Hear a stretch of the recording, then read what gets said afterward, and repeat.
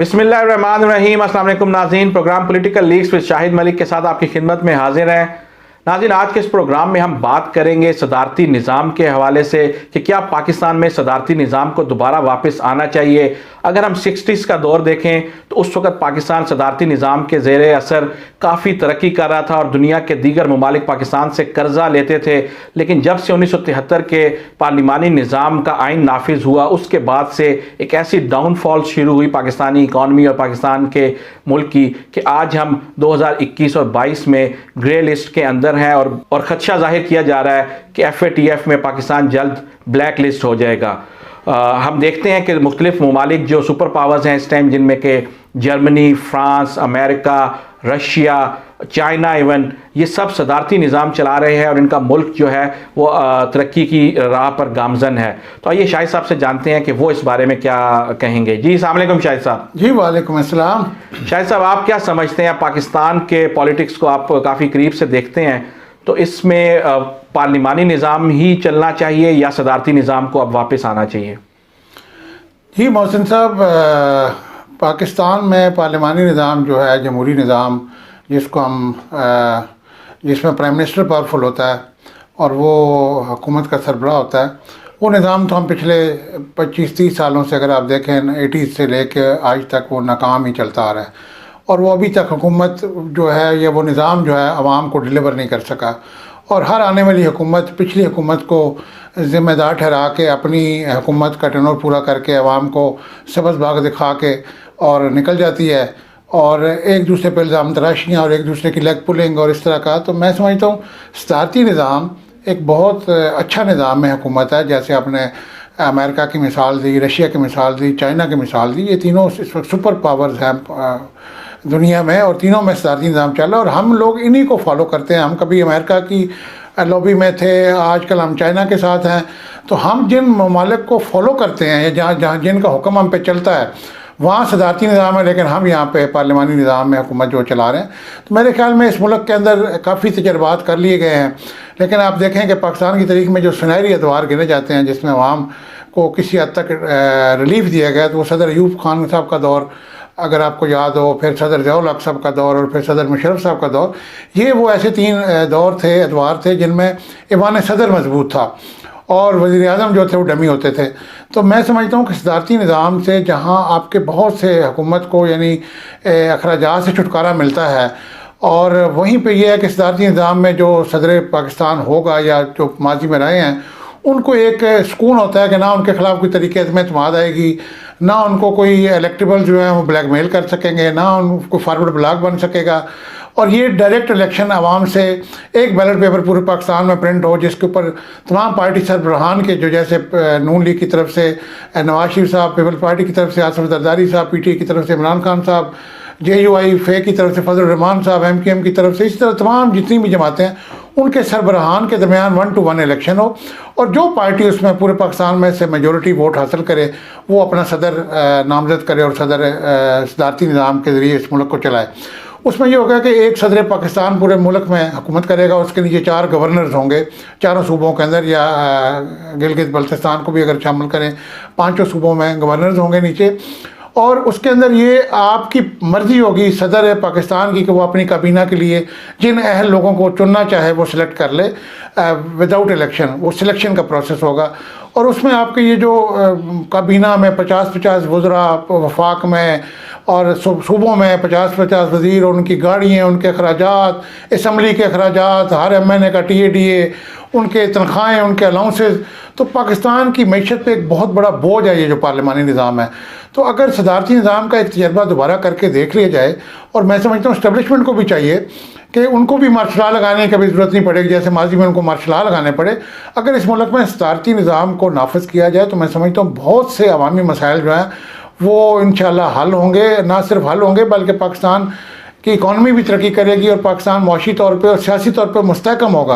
और शायद साहब, जब भी सदारती निज़ाम की बात होती है तो कुछ पार्टियां जो कि इस वक्त बरसर इक़्तिदार रही हैं पिछले कुछ सालों में, वो इसकी खुलकर मुखालफत करती है कि इससे फेडरेशन को नुकसान होगा, वफाक जो है, ये जो वफाकी और पार्लिमानी निज़ाम है, ये वफाक की अलामत है, और इस तरह के बहुत सारे वो लेके और 1973 के आइन को वो बिल्कुल छेड़ने को कहते हैं कि जी अगर आपने इसको छेड़ा तो हम ऐसे कर देंगे वैसे कर देंगे। तो ये एक बहुत बड़ी ब्लैकमेलिंग है, इससे किस तरह नबर्द आजमा हुआ जाए?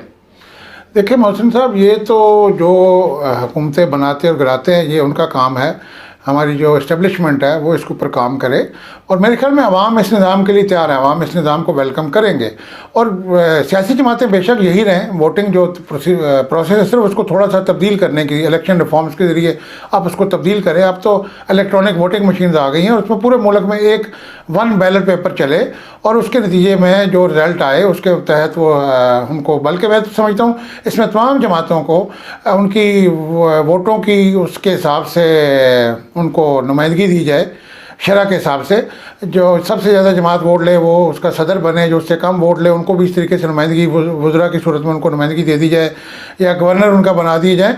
तो मैं समझता हूँ कि ये इसका कोई ना कोई हल निकल सकता है अगर कुछ सोचने वाले, ये जो हमारी जुडिशरी, हमारी मिलिट्री इस्टेब्लिशमेंट, हमारी जो क़ुव्वतें हैं जो मुल्क में हुकूमतें बनाती कराती हैं, अगर इस पर सोचें तो कोई ना कोई वे आउट निकल आएगा। बल्कि शायद हम सदारती निज़ाम से बेहतर कोई निज़ाम ले आए।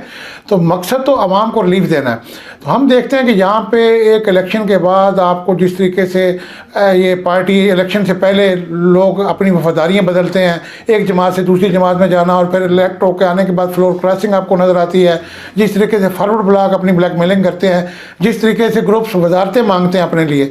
तो मैं कहता हूँ उससे एक प्राइम मिनिस्टर जो है वो कमज़ोर हो जाता है। और अभी आप देखें इमरान खान साहब की काबीना में बहुत से वज़ीर हैं जो उनके कंट्रोल में नहीं हैं। यानी मैं किसी का नाम नहीं लेता, लेकिन इमरान खान साहब बेबस हैं उनके आगे। वो वज़रा जो हैं वो उन्होंने जहाँ से वजारतें ली हैं वहाँ पे जवाब दें हैं। इसी तरीके से पीपल्स पार्टी के दौर में भी वो कुछ हिस्सा इस्टेब्लिशमेंट का वजारतों में रखते हैं, और लेकिन नवाज शरीफ साहब को ये क्रेडिट जाता है कि वो अपनी काबीना में अपने पार्टी वर्कर्स को या तादियों को जगह देते हैं। और उनकी काबीना में मैंने कभी किसी वफाकी वज़ीर को नवाज शरीफ के ख़िलाफ़ चलते नहीं देखा।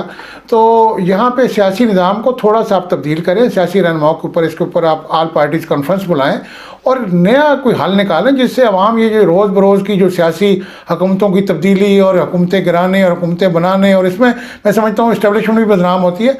तो क्यों ना हम सदारती निज़ाम का एक तजर्बा करके देखें आने वाले इलेक्शन में, और सदारती निज़ाम के तहत एक मुख्तसर सी हुकूमत, ये इसकी काबीना भी मुख्तसर अफराद पर मुश्तमिल हो, काबिल अफराद पर, टेक्नोक्रेट्स के ऊपर वो मुश्तमिल हो। उनको ये ना हो कि उन्होंने हलकों में जाकर टाइम देना है, हलकों में आवाम की बातें सुननी है, आवाम के तरक्याती एक ऐसा खुदकार निज़ाम वज़ा कर दिया जाए जिसमें सदर पाकिस्तान जो है वो ओवरऑल पॉलिसी मुल्क के लिए कैसे चलाना है वो अपने गवर्नर्स को दें, अपनी कैबिनेट को दें, और गवर्नर्स उनको फिर सूबों में और अपनी कैबिनेट के ज़रिए सूबों में और आवाम तक, ग्रास रूट लेवल तक, आवाम के डोर स्टेप तक उसको इम्प्लीमेंट करें। तो मैं समझता हूँ ये इसमें पैसे की भी बचत होगी और सियासी जो मदाखलत है वो भी कम हो जाएगी, और मुल्क तरक्की की राह पे गामज़न हो सकता है। जैसे चाइना, अमेरिका और रशिया आप देख रहे हैं कि तरक्की की राह पे गामज़न, उन्होंने इसी निज़ाम को अपनाया।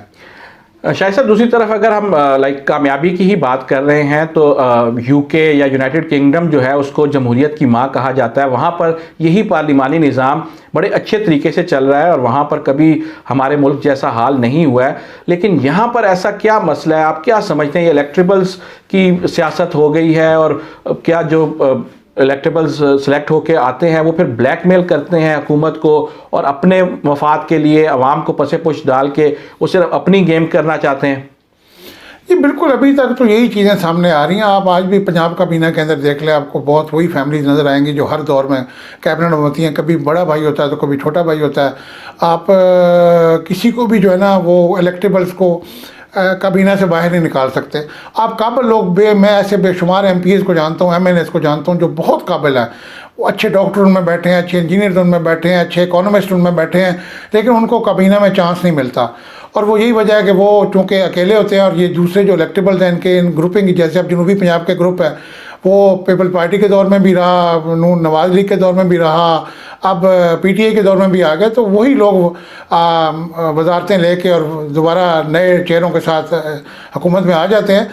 तो उनका जो है ना वो एक उससे इलेक्टेबल्स मज़ीद मजबूत होते हैं, बजाय कि निज़ाम मजबूत हो वो इलेक्टेबल्स मजबूत होते हैं। मिसाल के तौर पे मैं अगर जनूबी पंजाब से खुसरो बख्तियार साहब की मिसाल दूँ तो मैं तीसरी बार उनको मेरे ख्याल मुख्तलिफ हुकूमतों में वज़ीर देख रहा हूँ। इस तरीके से बेशुमार और नाम है जिनको मैं किस किस का नाम लूँ। तो मेरे ख्याल में इन लोगों को अब डिस्करेज करना चाहिए और एक सदारती निज़ाम लाकर ये काम मिलिट्री इस्टेब्लिशमेंट कर सकती है, जुडिशरी कर सकती है, आइनी इस्लाहात करके जुडिशरी के अंदर कुछ इस तरह के वो कानून पास करवा लिया जाए और मिलिट्री इस्टेब्लिशमेंट इसमें एक अहम किरदार अदा करके, तो सदारती निज़ाम से मेरे ख्याल आवाम को काफ़ी रिलीफ मिलता है। और मैं समझता हूँ सबसे बड़ा जो हमारा इस वक्त एक्सपेंडिचर का एक हिस्सा जैसे फ़ौज खा जाती है दिफाई बजट में, इस तरीके से हमारा जो पार्लिमानी बजट है इन MNAs MPAs की, जो कि ख़ुद को आवाम का खादम कहते हैं, और वज़ीर आला साहब खादम आला पंजाब कहलवाते थे, और हर MNA MP अपने इलाके में ख़ुद को आवाम का खादम कहता है। लेकिन मैं कहता हूँ कि जो इंसान आवाम की खिदमत करने आता है वो आवाम के पैसे से ये बड़ी बड़ी गाड़ियाँ क्यों ख़रीदता है, वो बड़े बड़े घर क्यों उनमें रिहाइश ले जाता है, अपने घर छोड़ के TADA इवन के अपने हल्के में आने जाने के टिकट्स भी, बायर टिकट्स, गाड़ियों के पेट्रोल वो भी सरकारी खजाने से खर्च करता है, एक अलाउंस लेता है। हर 6 माह के बाद असम्बली में एक बिल आता है जिसमें अरकान असम्बली की तनख्वाहों में इजाफे का बिल होता है, जबकि आम आदमी आज भी वही 15-20 हज़ार रुपये मिनिमम वेजेस जो एक्ट है वो भी नहीं मिलता। आम प्राइवेट जो एम्प्लॉयर है वो शायद आज भी 12,000 रुपये 14,000 रुपये एक मज़दूर को मेहनत कश को तनख्वाह पे रखता है, तो जबकि इनकी तनख्वाहें लाखों में। तो जब आप इनकी तादाद गिने अरकान असम्बली की पाकिस्तान में, तो आप चारों सूबों को और कौमी असम्बली और सेनेट के इनके तादाद देखें तो ये तकरीबन 1500 के करीब, तकरीबन 1,500 के करीब इनकी तादाद बन जाती है। और इनके आप अखराजात, और मेरे पास इस वक्त डाटा नहीं है वरना मैं आपको बताता कि इसका ख़जाने पे किस कदर बोझ पड़ता है। और एक मिनिस्टर के ज़ेर इस्तेमाल 5-5 गाड़ी हैं, एक गाड़ी मिनिस्टर साहब के इस्तेमाल में, एक उनके 20 बच्चों के इस्तेमाल में, एक उनके स्टाफ के इस्तेमाल में। मैं आपको क्या क्या बताऊं कि पाकिस्तानी अवाम का पैसा किस बेदर्दी से खर्च किया जाता है। और यही पैसा, इस पैसे से आप हर साल एक हॉस्पिटल खड़ा कर सकते हैं, नया। इस पैसे से आप हर साल एक नई यूनिवर्सिटी बना सकते हैं, बल्कि एक नहीं 10 यूनिवर्सिटीज़ बना सकते हैं हर साल। आप हर ज़िले में एक अच्छा हॉस्पिटल बना सकते हैं। तो ये जो पार्लिमानी निज़ाम है, ये मेरे ख्याल में अगर इसको एक तजर्बा सदारती निज़ाम की शक्ल में कर लिया जाए तो मैं समझता हूँ कि पार्लिमानी निज़ाम से वो कहीं दर्जे बेहतर होगा और उससे आवाम को रिलीफ मिलेगा और आवाम इनको भूल जाएंगे। नवाज शरीफ जिंदाबाद, आसिफ जरदारी जिंदाबाद और इमरान खान जिंदाबाद के नारे लगाने। वो सियासी जमातों के तहत हुकूमत करवाई जाए, उसमें आप गैर जमाती इलेक्शन भी करवा सकते हैं और जमाती इलेक्शन भी करवा सकते हैं, बेशक यही लोग आएँ, मगर उसमें मुख्तसर काबीना हो, मुख्तसर फैसला करने वाले लोग मुख्तसर हों। उसमें ये असम्बली के अंदर किसी प्राइम मिनिस्टर को ये डर ना हो प्रेसिडेंट को कि मुझे हुकूमत से निकाल दिया जाएगा। तो लिहाजा मेरे ख्याल में सदारती निज़ाम को एक मौका देना चाहिए। और मैं समझता हूँ कि जो पार्लिमानी निज़ाम है वो पाकिस्तान में कामयाब नहीं हो सका और उसका आइंदा भी मुझे कोई उम्मीद नज़र नहीं आती। लिहाजा सदारती निज़ाम के लिए कानून साजी जो भी ज़रूरी है वो कर ली जाए वक्त से पहले, और आइंदा इंतख़ाबात जो सदारती निज़ाम के तहत करवाए जाए।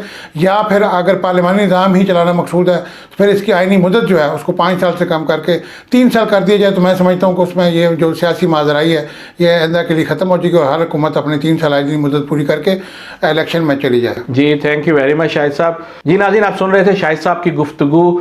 हम भी यही उम्मीद करेंगे कि पाकिस्तान के लिए जो भी बेहतर है वो किया जाए। अगर मिलिट्री इस्टेब्लिशमेंट ये करती है या पाकिस्तान की सियासी जमातें ये करती हैं, जो भी थिंक टैंक है वो इसके ऊपर बैठे और जो पाकिस्तान के हक़ में बेहतर है उसी को नाफिज किया जाए। और एक दफ़ा सदारती निज़ाम को आज़माने में कोई बुराई नहीं है। 1960 में अगर चल रहा था तो अभी भी चल सकता है और इंशाअल्लाह ये पाकिस्तान के लिए बेहतर ही साबित होगा।